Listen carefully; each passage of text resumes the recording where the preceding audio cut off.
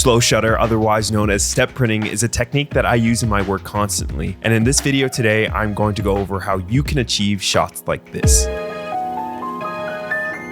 I'm going to show you the exact step-by-step process with cameras that have shutter speed, as well as cameras that have shutter angles such as a Red or Arri Alexa. Make sure you watch this video to the end to learn from the common mistakes that I've made and how you can properly use this technique in your work. I generally like to use this technique for a lot of transitions in my work, but ultimately it is used to portray the distortion of time and the feeling of isolation. It's one thing to use this as a flashy effect, but if you have intention behind it, it works a lot better. We're going to look at the process through two projects that I've used it for. The first project is a commercial that I shot for a clothing brand, and for this shot I used a Sony FX3, a gimbal, and an ND filter. Here are the steps you need to take to achieve something like this. Set your camera's frame rate to 24 frames per second. Set your shutter speed to 1/8. This is dependent on how blurry you want this effect, but I found this to be the sweet spot. Adjust your ND filter so you have proper exposure. If you don't have an ND filter, you can just use your lens's aperture, but I would recommend the ND method as it sells the effect even more without having to stop down your lens.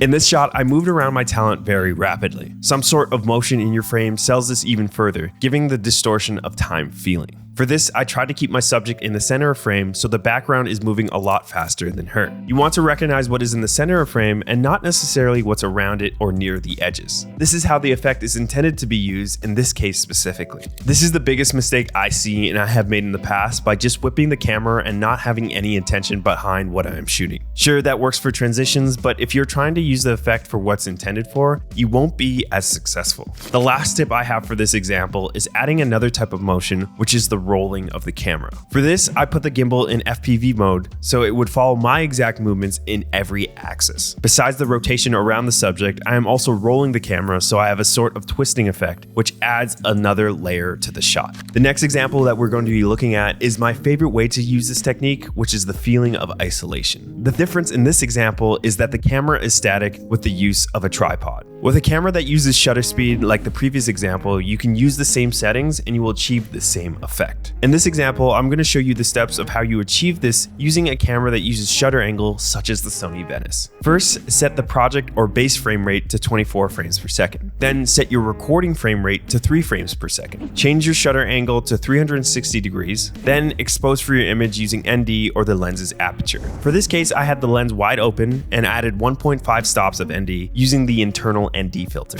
Like I said before, you can use a camera that uses shutter speed such as the Sony FX3.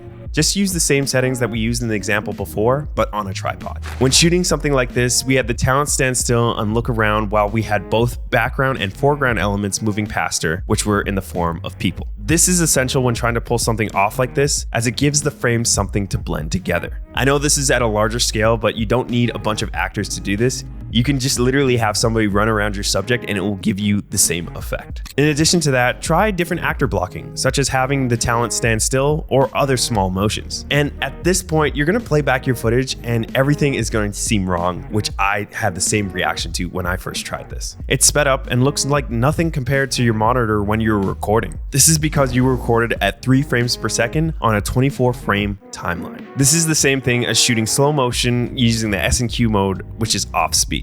Meaning the clip will be sped up 8 times and won't even look close to the effect that you're trying to achieve. To fix this, bring the clip into your timeline of any editing software and adjust the speed to 12.5%, or 8 times slower than what it actually is. Where we got that was dividing our project frame rate, 24, by our recording frame rate, 3, and then converting that to a percentage. And this gives you the exact effect that you are looking for. Now, this isn't a set guideline that you have to follow each time, but it's the set of fundamentals when using this effect in your work. I encourage you to experiment with different settings and just use this as a base. This is what works for me, and you might find something that works better for you. I just want to pass off about the 5 years of experience and kind of the eureka moment that I have when using this effect and how to use it properly. And so you don't have to go over the trials and tribulations that I went through, especially when trying to fine-tune something for your work.